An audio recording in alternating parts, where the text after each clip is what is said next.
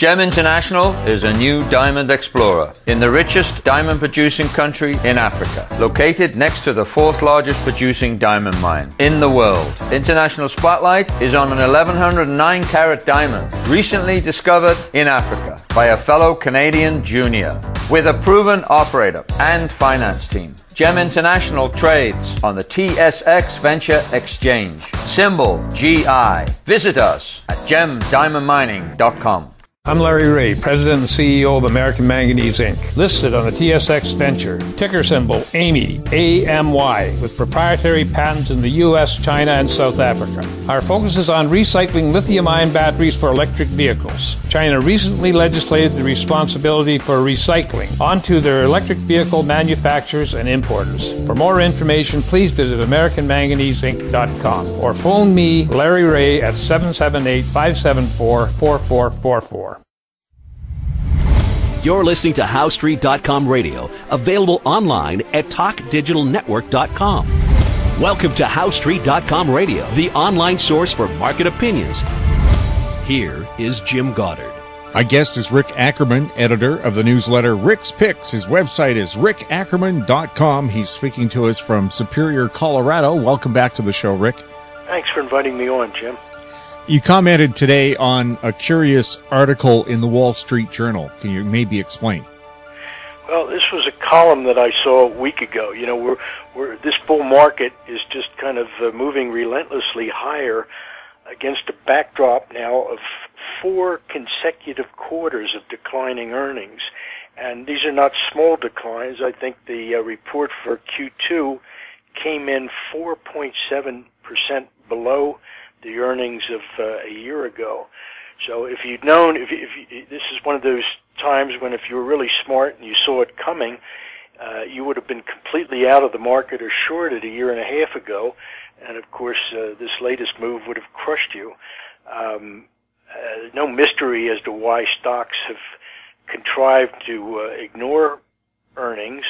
It's simply they're not moving up on a basis of any reality other than the stimulus that's been applied globally. There's so much funny money out there percolating in the financial ether that just a little bit of trickle down is enough to send stocks higher. There are no real dedicated sellers, and the institutional players just have that one choice of being in stocks because anything they're doing in fixed incomes, they're getting hurt on yields. So stocks are the place to be, and there's all that money going into stocks, and that's why it happens regardless of earnings. Why have people stopped paying attention to earnings? Well, the institutional guys think like chimpanzees. You know, you can train them to count to 3 maybe, and that's what they do. They all kind of hang together, and the current meme is we'll buy stocks because that's what's out there. And at the level of the individual, you know, you hear it said that there are no, the little guy is gone. There are no little guys in the market, but we're all in up to our ears because the institutional players, which include some very big pension funds, there are proxies. So whether or not we're trading futures or stocks in our own portfolios, the portfolio managers have got us fully invested. Are pension funds really into the stock market now? Well, they have to be. You know, they're basically planning payouts years from now that are factored at 7.5% returns or something better than that. And of course, even George Soros isn't doing quite that well. You know, 8% on your money is something very few investors are achieving, and there's really not much choice. What kind of danger does that put the pension funds in? Well, they're all dead ducks. You know, it's starting to surface. With a couple states are in trouble, Illinois in particular, and right now the settlements in the courts have basically gone against the bondholders and implicitly against the taxpayers. You know, I'm reading stories about how California, for one, the pension system for public employees may eventually have to be bailed out. And all of the accounts that I've seen that use that phrase, they're going to have to be bailed out, no one mentions who's going to do the bailing. They say taxpayers, but there's a question there as to whether it would be taxpayers into the federal Treasury or into the state of California or Illinois Treasury. But there was an op-ed piece somewhere or other the other day that said, well, here's how you can do it. We've got to scale back the benefits, and as is already occurring, we've got to have the employees put in a bigger share of what they hope to retire on, but neither of those things is going to make up the shortfall. And I think that no one has really thought through the political issue there, that if the federal government started bailing out public pensions, then does that mean that they're going to let the private pensions sink or swim? And of course, they have the same problem. They've been promising their employees retirement benefits that are based on returns that nobody is making these days. So it's a big bust. And as far as the big picture, which for me has been deflationary for the last 25 years or longer, there's no way around it. There's no way you can inflate your way out of either a pension problem or, for that matter, a Medicare problem. Those are bills that have to get paid from one month to the next, and it's not like pumping money into the stock market and pushing assets up. These are, again, monthly bills that need to be paid, and it means it has to come from somebody's pocket. So that's hugely deflationary if they decide that every public employee who retired at age 55 is going to get the benefits he or she was promised. And of course, the rest of us working stiffs we're certainly not retired when we're 55. We're working till we're 75 just to pay these benefits for others. Is one of the problems that central bankers have brought in such low interest rates, in many cases in Europe and Japan, negative interest rates, that pension funds, insurance plans, and so on don't have the income they need? And that's really the catch-22, of deflation. You don't really escape debt. And what happens here is that when the government pushes interest rates down, servicing its own debt is not quite a burden. It puts a burden on all other savers. It's really not win-win.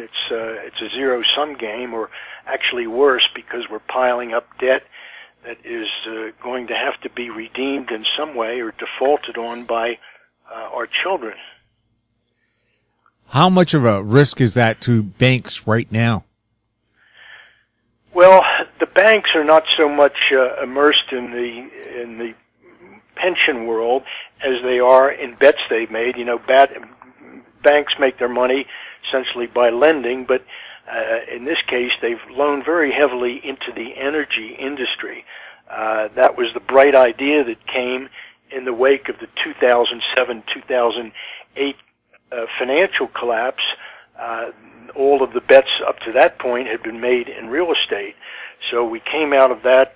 We've still managed to reinflate the real estate market, but correspondingly, there's been a lot of lending on energy-based collateral. So that's why you see the bankers cheer and Wall Street cheer whenever crude oil prices go up. But as we've discussed, I think crude oil has topped in the low 50s, and I think it's going to trade down into the larger range, the low end of which was defined by prices in the low 30s at the bottom of the oil collapse. So you think we're going to see $30 oil again? I'm not going to predict that as a target, but I would say we've seen the upper threshold, and naturally when crude oil crept above $50, there were visions of $60 a barrel, and wouldn't that be wonderful? And of course, even that has its cost on the consumer side. A lot of companies that are energy dependent, the airlines for one, and so many manufacturing, they would be hurt by higher energy prices. So again, it's deflation. The rule of which is that somebody's got to pay, and in the end, every penny of every debt has to be paid, if not by the borrower, then by the lender. So we're kind of boxed in. There's no way, that everybody can benefit if oil prices go higher. I think one thing that consumers really missed was a chance to have cheap air flights. The price of oil dropped 70%, but airline ticket prices only went down 3 or 2%. Or up in some cases. Yeah. Some of the places I fly, and one airline that I used to fly all the time because they were so good is Frontier. Frontier is now the absolute worst airline in the world, and not only did they not pass a dime of savings from fuel costs on to consumers, but they started nickel and diming their customers for, it costs you $35 to bring something and store it in the overhead bin on a Frontier flight. So the airlines, of course, they managed to do that, by shrinking the available number of seats. The airlines have very dramatically cut back on capacity, and that allowed them to push prices up at a time when crude was coming down. So I guess you could say that was the opposite of a perfect storm. They had so many things going for them, but now they have to reckon with the fact that they've really angered their customers, and we're starting to see just a little bit of competition creep in, mainly from innovators like Southwest, that has honest pricing. You basically get the fare, and they don't ding you to death for all of the things that used to be included in the fare. Yeah, would you like a seat or some oxygen? Well, Frontier has what they call the skinny seat, and just to cram a few more passengers into a plane, they took the padding out of the seats, and you can no longer recline a seat. I'm not so sure that's okay with me, but and there's actually a patent filing for a double-decker, not like the old 747s with the lounge up top and the spiral staircase. This would be, you just look 6 inches above your head, and there'd be some platform on which other passengers were seated. But the possibly good news is that the fire rules, there's an escape plan for every plane, and you get to the point where the seats can only be so tight before they really impact on passengers' ability to disembark if there should be an emergency. We'll have more with Rick Ackerman right after the break. GEM International is a new diamond explorer in the richest diamond producing country in Africa, located next to the fourth largest producing diamond mine in the world. International Spotlight is on an 1109 carat diamond recently discovered in Africa by a fellow Canadian junior with a proven operator and finance team. GEM International trades on the TSX Venture Exchange, symbol GI. Visit us at gemdiamondmining.com. I'm Larry Ray, President and CEO of American Manganese, Inc., listed on the TSX Venture, ticker symbol AMY, A-M-Y, with proprietary patents in the U.S., China, and South Africa. Our focus is on recycling lithium-ion batteries for electric vehicles. China recently legislated the responsibility for recycling onto their electric vehicle manufacturers and importers. For more information, please visit AmericanManganeseInc.com or phone me, Larry Ray, at 778-574-4444. Welcome back. We're speaking with Rick Ackerman. Rick, getting back to earnings on shares, is one of the problems the high U.S. dollar? Well, that certainly hurts U.S. companies that do business abroad, and that's a real problem because the hallmark of a deflation would be a strong dollar. We're seeing that to some extent. It comes from the fact that of all the investments that the big guys can use, the things they hold in their portfolios, you'd rather be in U.S. bonds than in Portuguese bonds. So the dollar is strengthening naturally from perceptions around the world that if there's safety anywhere, it would be in U.S. paper, or for that matter, U.S. stocks, because our economy is relatively stronger than that of Europe. And so like it or not, the dollar is going to be strong, and of course that puts the price of U.S. goods higher for people who live outside the U.S. Yeah, and of course, here in Canada, we have a dollar that's worth 76, 77 cents, and it's predicated on the price of oil. Do you think that the people who trade currencies put too much weight on the price of oil for nations like Canada or Australia? Well, you're speaking of crude priced as a commodity, and the blunt fact is that the business of the world is no longer business, it's speculating in paper. So the resource aspect of Canada's economy and the backing behind its currency is, let's say, it's less of a force than it used to be. Countries could adjust to currency fluctuations, or they would be forced to adjust simply because of trade imbalances.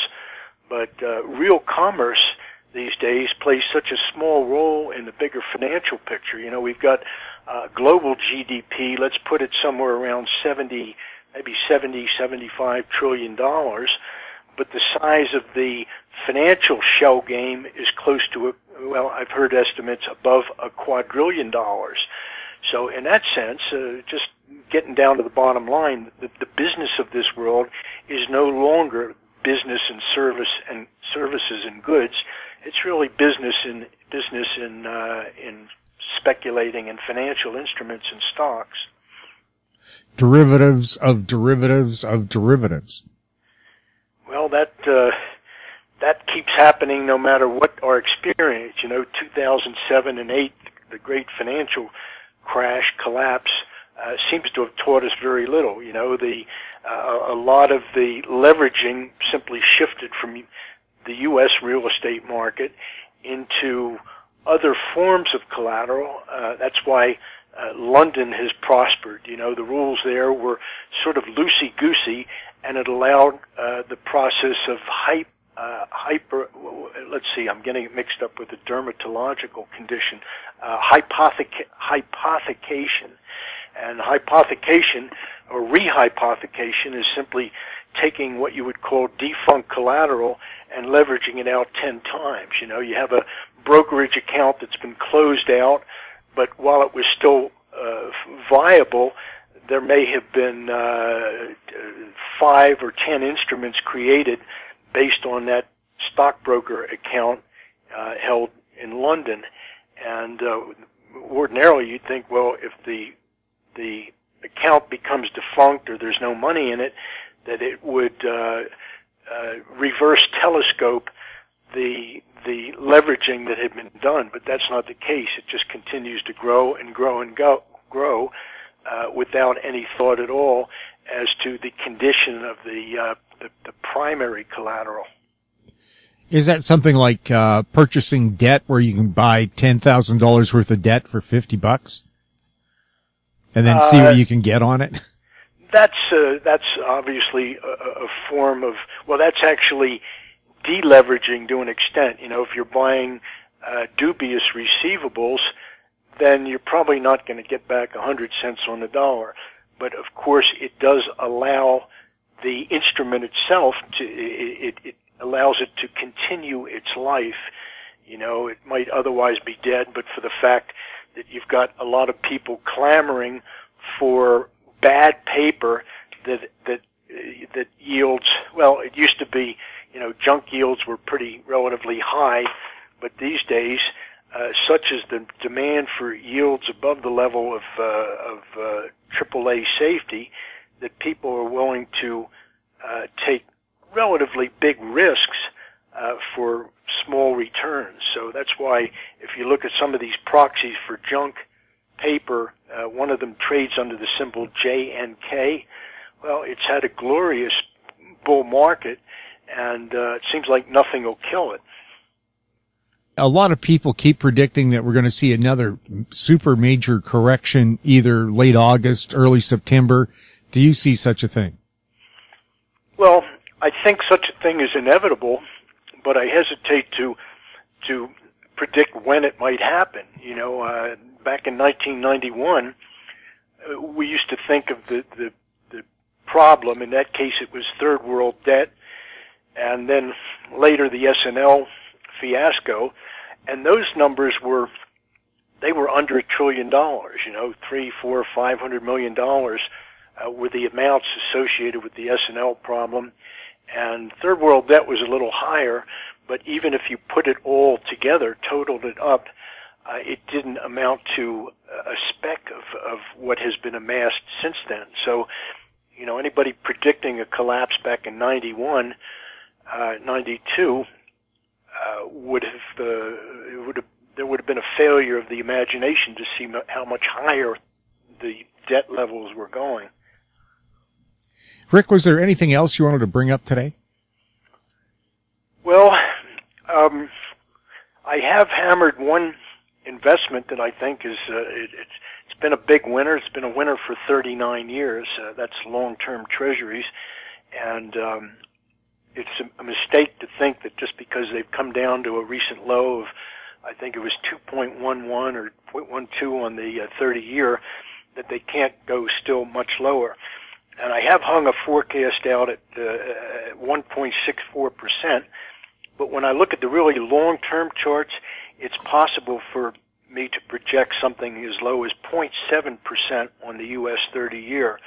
So obviously you're not buying zero coupons and muni strips, long-term muni strips for the yield, but the capital gains potential is enormous if we get a move down in interest rates. So I think that's still the place to be. Rick, thank you so much for being with us. Thanks for having me on, Jim. My guest has been Rick Ackerman, editor of the newsletter Rick's Picks. His website is rickackerman.com. You're listening to HowStreet.com radio. Find us on Twitter at TalkDigitalNet. Our YouTube channel is Talk Digital Network. Questions for the show can be sent to info@HowStreet.com. I'm Jim Goddard. Thanks for listening. Comments made on HowStreet.com radio are an expression of opinion only and should not be construed in any matter whatsoever as recommendations to buy or sell any financial instrument at any time. Available online at TalkDigitalNetwork.com. HowStreet.com radio is a production of HowStreet Media Incorporated.